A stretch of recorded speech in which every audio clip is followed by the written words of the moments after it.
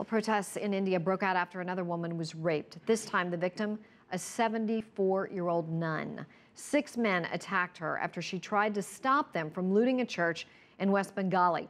Outrage is now growing in the country over continued sexual abuse of women. Now a new documentary hoping to highlight the problem has been released, but it too has angered Indian women. CCTV's Shrisa Tandon has our story.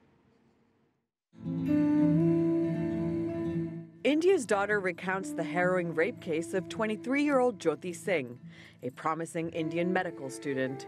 The film's most powerful elements include interviews with convicted killer Mukesh Singh and his defense lawyer ML Sharma, who blamed the victim for the crime. You can't clap with one hand.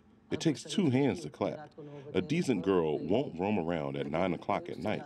A girl is far more responsible for rape than a boy. The girl or woman are more precious than a gem, than a diamond. It is up to you how you want to keep that diamond in your hand.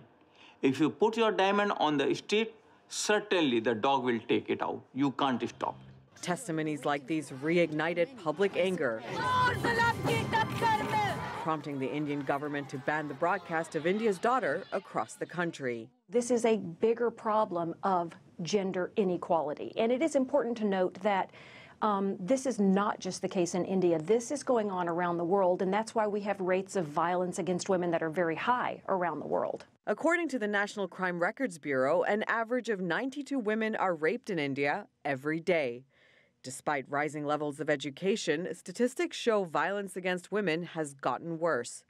In 2012, there were almost 25,000 rape cases reported in India. In 2013, nearly 34,000. The numbers are grim all around the world.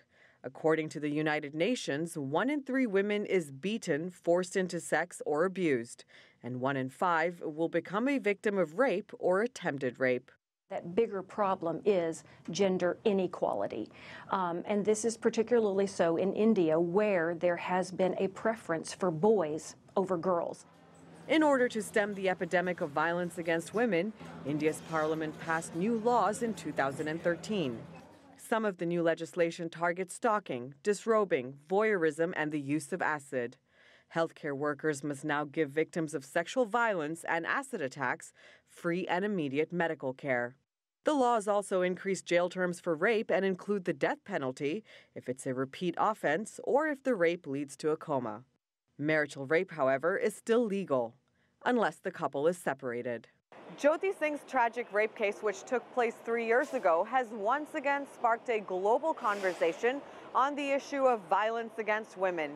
India's Daughter is not just about addressing the issue of violence against women, it's also about addressing the deep-rooted cultural traditions and the lack of education that affect India's sons. Shrisa Tandon, CCTV, New York.